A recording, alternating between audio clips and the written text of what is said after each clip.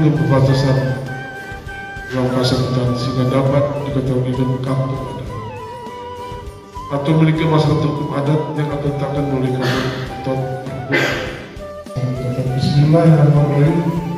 Kegiatan laporan sosialisasi peraturan tentang mekanisme tentang pengelolaan dan pelaksanaan identifikasi dan inventarisasi dalam wilayah kabupaten dengan secara sejukan dan tepat dibuka.